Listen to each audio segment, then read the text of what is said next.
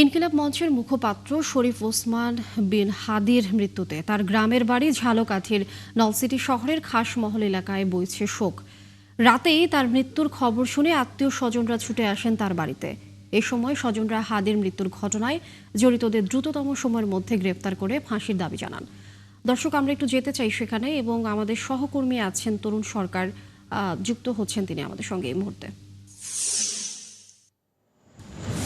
তরুণ, আপনি তো হাদির বাড়িতে অবস্থান করছেন, একটু জানাবেন যে পরিবার স্বজনরা কি বলছেন এবং কারা কারা এসেছেন সেখানে, সবাই কি বলছেন, সবকিছু মিলিয়ে একটু জানাবেন আমাদের।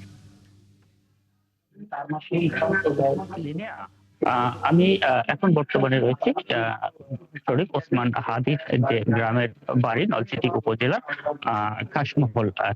এখানে মূলত যে ওসমান হাদির বোন এবং এক ভগ্নিপতি ওনারা থাকেন। তো কিছুক্ষণ আগে এই ভগ্নিপতির সাথে কথা হয়েছে।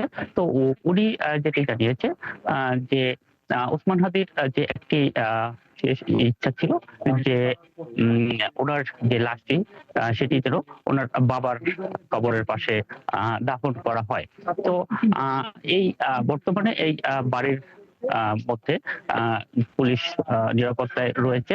বাহিরের উৎসুক জনতা আসছে গতকালকে রাত থেকেই, কিন্তু বাড়ির মধ্যে যেহেতু একটা নিরাপত্তার বিষয় রয়েছে, সেই নিরাপত্তার কারণে পুলিশ কিন্তু এখানে শুধু সংবাদকর্মী ছাড়া বাহিরের যে লোকজন রয়েছে তাদের কিন্তু আসলে প্রবেশ করতে দিচ্ছে না।